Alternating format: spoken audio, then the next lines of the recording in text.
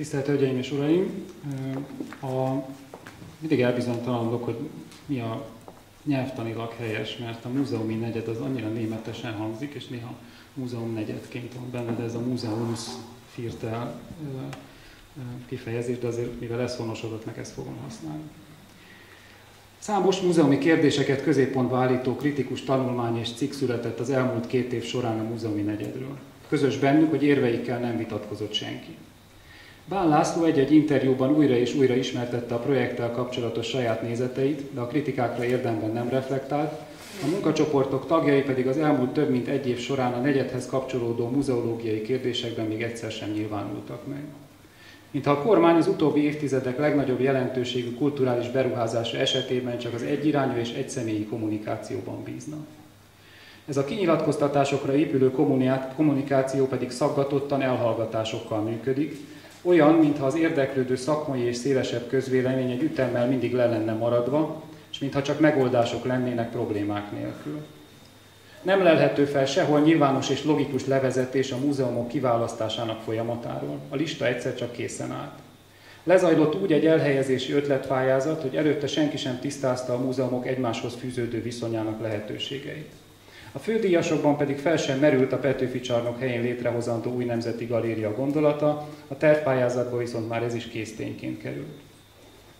A kezdetek óta nincs átfogó elemzés a projekt lehetséges tágabb kulturális kihatásairól, a koncepció kidolgozója nyilvánosan nem mérlegelte a budapesti és az országos múzeumi rendszer átalakulásának lehetőségeit, de nem mutatta ki senki a plusz 1-1,5 vagy adott esetben 2 millió csak a múzeumokért, illetve tágabban az új Liget élményközpontért Magyarországra, Budapestre, a 14. kerületbe érkező turista elhelyezésének, helyváltoztatásának, vagy egyáltalán megjelenésének realitását sem. Bán László ötletének megszületése óta nincs tehát valódi, demokratikus nyilvánossága a projektnek, ezért a múzeumi negyed keletkezésének tényleges okaira is csak következtetni lehet. A létrehozás legfontosabb oka a budai vár kiürítésének, kormányzati és reprezentációs célokra történő újrahasznosításának politikai szándéka. Az ötlet napirenden volt már 1998 és 2002 között is, de a gondolat mögé azóta ideológia is került. A Kossuth tér köztéri szobrainak a 44 előtti állapotokhoz történő visszaigazításához hasonlóan a vár is egy régebbi korszak anakronisztikus szimulációjává válhat.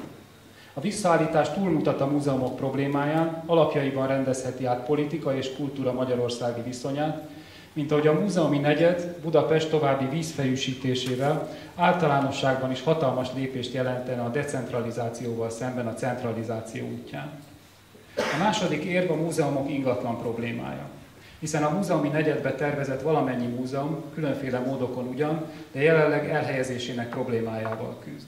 Az Építészeti Múzeumnak nincs otthona, a látogatószámaival aligha büszkélkedő Magyar Fotográfiai Múzeumban, amelynek tervbe vett neve az év elején hirtelen Fotómúzeum Budapestre íródott át, Kecskeméten nem fér el már újabb kép vagy tárgy, Néprajzi Múzeumot pedig szintén 98 óta kívánja más helyen látni a mostani kormánypárt.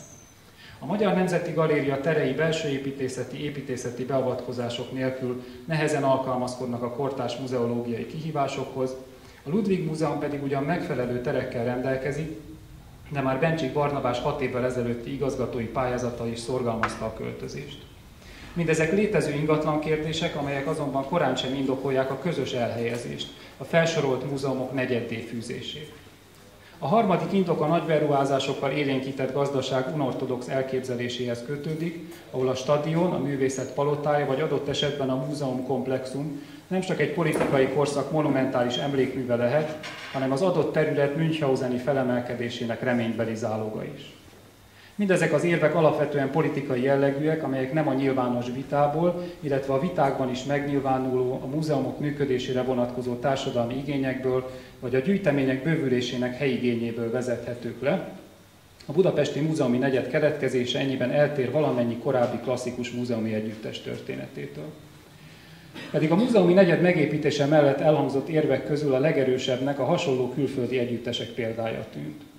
Nem véletlen, hogy Rádai Mihály kissé elhamarkodott kritikai megjegyzésére, Rádai egy írásában a múzeumok egymás mellett állásának külföldi ritkaságáról szólt, György Péter idén februárban az Élet és Irodalomban egy hosszú listával válaszolt, amelyben Washington, New York, Berlin, Frankfurt, München, Bonn és Bécs múzeumi negyedei szerepeltek. Valójában mindegyik példa erősen eltér a magyar kezdeményezéstől. Más a szerkezetük, mások voltak létrejöttük körülményei, különböző a létrehozásukra szánt idő, és jelentősen különböztek a magyarországitól a gyűjteményekben rejlő lehetőségek is. A hasonlóságot talán úgy lehetne értelmezni, mint hogy a kormány politikusai néhány éve a médiatörvényt védték, minden darabja valamely más ország szabályozásában is megtalálható. A különbségek pedig a múzeumi negyed lényegét érintik. A berlini múzeumsziget azért összehasonlíthatatlan a budapesti elképzelésekkel, mivel éppen 100 év telt el az első és az utolsó épület felépítése között, sőt a nácik már készen álltak a további monumentális átalakítás terveivel, és valamennyi bővítés közvetlenül a gyűjtemények gyarapodásából következett. Ugyanez a helyzet Münchennel, a 3 pinakoték és a további múzeumok együttesével, a Kunstareállal. Több múzeumi intézmény közös megjelenése Budapesthez hasonlóan Bajorországban is összefügg az egységes brand iránti törekvéssel, amely ma már szinte mindenütt a városmarketing szerves része. A budapesti múzeumi negyed esetében viszont az eddigi tervek és nyilatkozatok alapján úgy tűnik, a jelenbeli brandépítés előbbre való szempont, mint a múzeumok jövője. Frankfurtban és Bonnban is léteznek brandek, előbbiben Museumsufer, utóbbiban Museumsmeile az összefoglaló név. Mindkét helyen egy-egy politikai döntés nyomán jött létre múzeumkomplexum. Azonban évtizedekkel ezelőtt a múzeumépítések németországi nagy hullámában mindkét Budapestnél jóval kisebb városban olyan, a történelmi tapasztalatokból kiinduló urbanisztikai döntésekre került sor, amelyek mindenekelőtt a kultúra és a város viszonyának új felfogását, egyfajta hatalmi egyensúlyát tükrözték. Frankfurtban a negyed kiépítése a város kultúrájának akkori irányítója, Hilmar Hoffmann kultúrát mindenkinek jelszavával kezdődött még a 70-es években. Bonnban pedig a 80-as évek elején kívánták politika és kultúra összhangját megteremteni, létrehozva a város és egyben a szövetségi állam új szellemi kulturális központját. A budai várból kitelepített múzeumi negyed szimbolikus üzenete ennek épp az ellenkezője. A magaslati hatalmi központtal szemben a túlparton a cirkusszal együtt kezelt múzeumok a szórakoztatást szolgálják. Washingtonban a National Mall hosszú évtizedek alatt épült ki, abból a folyamatos és csillapíthatatlan gyűjtési vágyból és világösszegző szándékból táplálkozva, amely az ottani múzeumi szenvedélyt az első intézmények megalapítása óta jellemezte. New York pedig egészen más világ, ott elsősorban a piac irányította a múzeumi rendszer kiépülését, a magánkezdeményezésekből született hatalmas gyűjteményeknek a legnagyobb városban kellett a hely.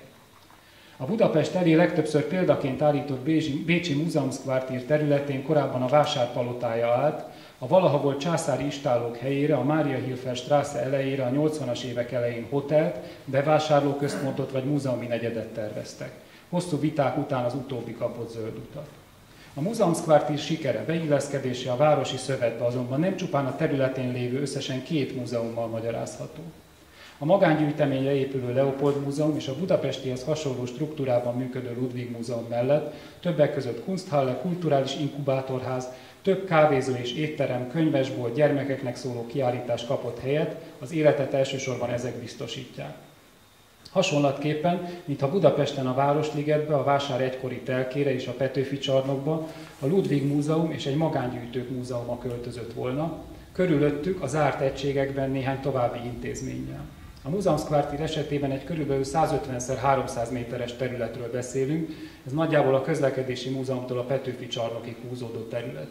Ha pedig visszafordítjuk, a budapesti múzeumi negyed csupán úgy lenne átmásolható Bécsre, ha az egész Burgviertelt átalakítanánk, átszervezve a ring közlekedését, a Burggartenben fákat kivágva.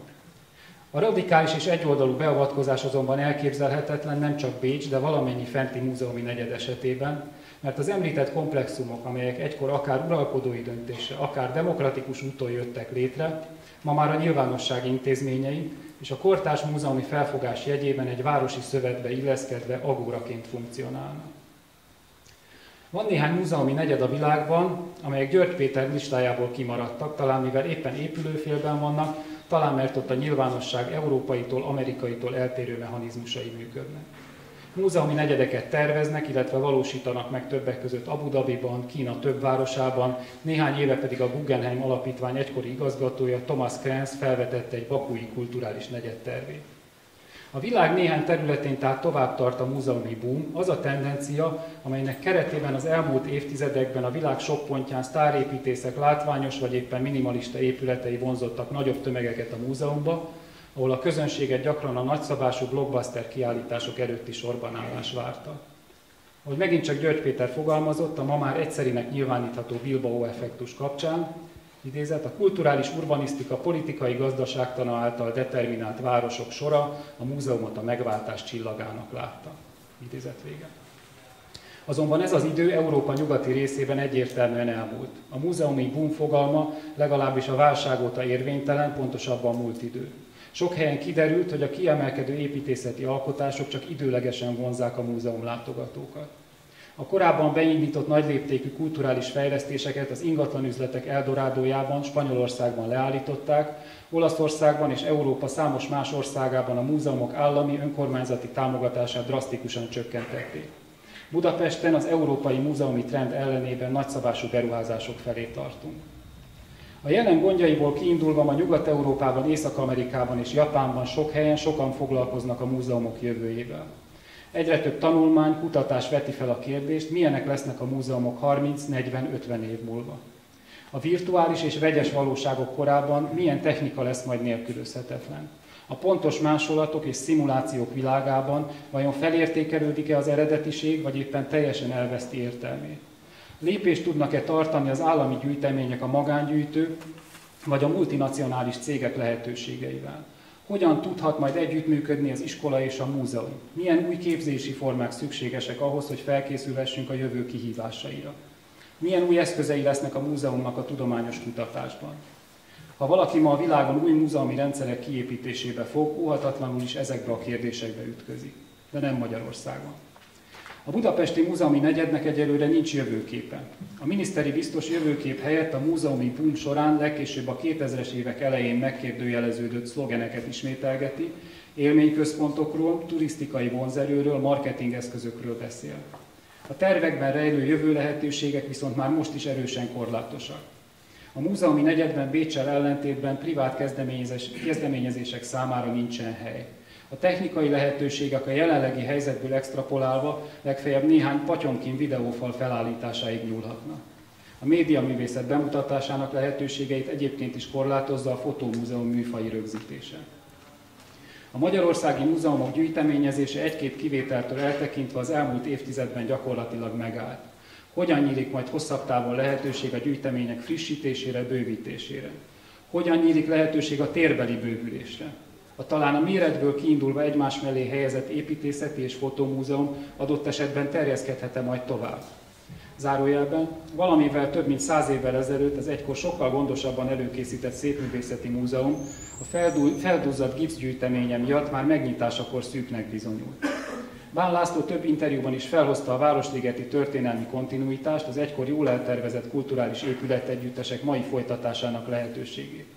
Ehhez csak annyit, a Szépművészeti Múzeum építésekor a Feszti körkép csúf gazométerre emlékeztető épületét le kellett bontani, a tulajdonosokat busásan kártalanítani, a millenniumkor a magyar állam 32 évre adta bérbe a területet az üzemeltetőknek, zárójel bezárva. Miközben a magyar múzeumi rendszer évtizedek óta forráshiánnyal küzd, mi garantálja majd a presztízs intézmények fenntarthatóságát? Hogyan lehet növelni a nemzetközi értelemben nagyobb részt nem a világ élvonalába tartozó gyűjtemények vonzóságát, megteremteni azok valóban nemzetközi kontextusát? Ha a jövőt csak találgatni lehet is, Budapest múzeumi szerkezete a múzeumi negyed kialakításával mindenképpen átalakul. Az eddigi kiegyensúlyozott, szétszórt struktúrát, amelyben ott volt az óbudai és a várbeli múzeumi negyed csírája is, egy koncentrált és valószínűleg intézményesen is centralizált rendszer, mert csak így lesz értelme az egymás mellé rendeléseknek, váltja fel. Ne feledjük, ebben a hatalmas konglomerátumban ott lesz még a most építendőkön túl a Szépművészeti Múzeum, a Közlekedési Múzeum és a Mezőgazdasági Múzeum, ha még létezik majd, valamint sajátos formájában a műcsarnok is. A rendszer ellentétben azzal, amit a szakemberek a nemzetközi trendekre hivatkozva évekkel ezelőtt elvárásként egyértelműen megfogalmaztak, az autonóm egységek laza és decentralizált láncolata helyett a központosítás irányába tart. Erre mutat a múzeumi törvény tavalyi évvégi módosítása, amely a múzeumigazgatói pályázatok esetében eltörölte a szakképzettség követelményét, és a miniszternek teljhatalmat adott a múzeumi tárgyak tetszőleges mozgatására. Még egy zárójel, milyen távol van ettől a norvég múzeumi reform példája, a szakembereket, muzeológusokat az átalakítások döntéseibe bevonó modell. És milyen távol van a múzeumi negyed tervezett csillogásától a helyi polgármesterek bölcsességére, pontosabban a jó szerencséjükre hagyott magyar megyei múzeumok való világa. Az autonómia elvesztése összekapcsolódik azzal, hogy a múzeumi negyed beleilleszkedik majd a Liget élményparkba, amelyben a múzeum, az adófizetők pénzéből fenntartott józan közintézmény, a kulturális identitások konstrukciójában szerepet játszó műhely, szintén György Péter, helyett a szórakoztatás helyszíne lesz. Ebben az idézőjelben kulturális desztinációban különösen nehéz lesz majd kritikus kiállításokat készíteni. Képzeljük el a Ludwig Múzeum néhány évvel ezelőtti Meztelen férfi című kiállítását a benne foglalt homoszexualitással kapcsolatos kérdésekkel a Liget közepén, nem messze a cirkusztól. Lehetséges lesz a magyar történelem nagy kérdéseivel, vagy az égető urbanisztikai problémákkal, Városliget fáinak pótolhatatlanságával, a hajléktalansággal foglalkozó kiállítást rendezni a Fotómúzeumban vagy az Építészeti Múzeumban. Hogyan lesz a múzeumi negyed a nyilvánosság színtere? Egy autoriter módon ad hoc döntésekkel létrehozott, élményparkba helyezett, autonómiájában korlátozott együttes nem fog tudni megfelelni ezeknek a követelményeknek. A magyar múzeumok jelenében a múzeumi negyed mégis egyfajta lehetőséget rejteget. A jelennel kapcsolatban annyit, hogy a múzeumi rendszer általános lezűlése és lepusztítása idején néhány intézmény még működik. A jövőre nézve pedig annyit, hogy valószínűleg létezniük kell a projekten belül egymásba dobozolt, kisebb volumenű B és C terveknek is. Ha lenne idő és tér a vitákat többoldalúan és valóban nyilvánosan lefolytatni, akkor kiderülhetne, hogy az elmúlt 2 évben felszínre került ötletek, a B, C vagy D tervek egyes elemei valóban felhasználhatók a magyar múzeumi rendszer elengedhetetlen, teljes átgondolásának, megújításának részeként. Végezetül György Péter a már idézett rövid olvasói levelében még a következőket írja, idézem: a vállalkozás legitimitása a nyilvánossághoz való viszonyán, a kritika meghallgatásának szándékán és gyakorlatán múlik. A létrehozói azt óhajtják, hogy a negyedet az érdeklődők mindegyike magáénak tekintse, akkor kommunikációs szerződést kell ajánlaniuk és kötniük azokkal, akik majd azt használni fogják. Idézet vége. Erre egyelőre semmi jel nem mutat, az A-terv szerint nincs értelme múzeumi negyedet építeni, mert annak nincs jövője. Köszönöm.